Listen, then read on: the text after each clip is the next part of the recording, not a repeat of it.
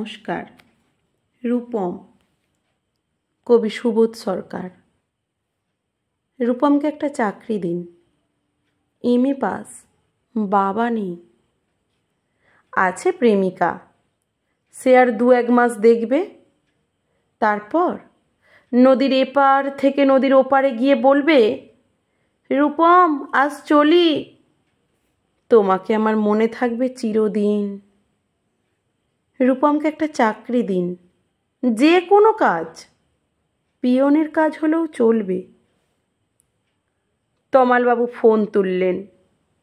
ফোনের অন্য প্রান্তে যারা কথা বলেন তাদের যেহেতু দেখা যায় না, সুতরাং তারা দুর্গেয়। তমালবাবু মামাকে বললেন, রূপমের একটা চাকরির দরকার। মামা বললেন কাকাকে, কাকা বললেন জ্যাঠাকে, জ্যাঠা বললেন বাতাসকে। মানুষ জানলে একরকম, কিন্তু বাতাস জানলে। প্রথমেই ছুটে গেল দক্ষিণে। সে বলবে দক্ষিণের অরণ্যকে, অরণ্য বলবে আগুনকে। আগুন গেল আলিমুদ্দিন স্ট্রিটে।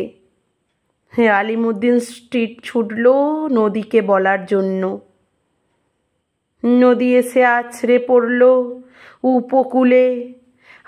সমুদ্র হিমাচল বলে উঠল, রূপমকে একটা চাকরি দাও, এমএ পাস করে বসে আছে ছেলেটা। কয়েক মাস বাদের ঘটনা। আমি বাড়ি ফিরছিলাম সন্ধ্যাবেলায়। গলির মোড়ে 7-8 জনের জটলা দেখে থমকে দাঁড়ালাম। জল থেকে সদ্য তুলে আনা রূপমের ডেড বডি, সারা গায়ে ঘাস, খড়কুটো, হাতের মুঠোয় ধরে থাকা একটা 1 টাকার কয়েন। পাবলিক বুথ থেকে কাউকে ফোন করতে চেয়েছিল রূপম। ভারত সরকারের 1 টাকার কয়েনের দিকে আমার চোখ। সারা গায়ে সবুজ ঘাস, ঘাস নয় অক্ষর।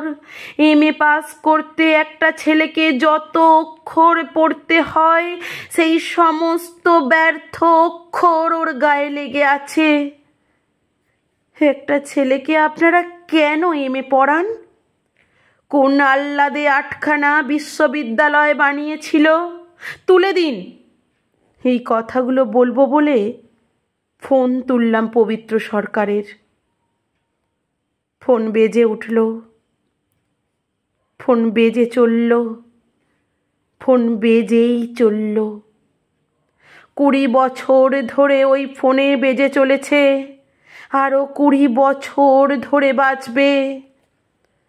বাতাস বলছে অরণ্যকে, অরণ্য চলেছে নদীর দিকে।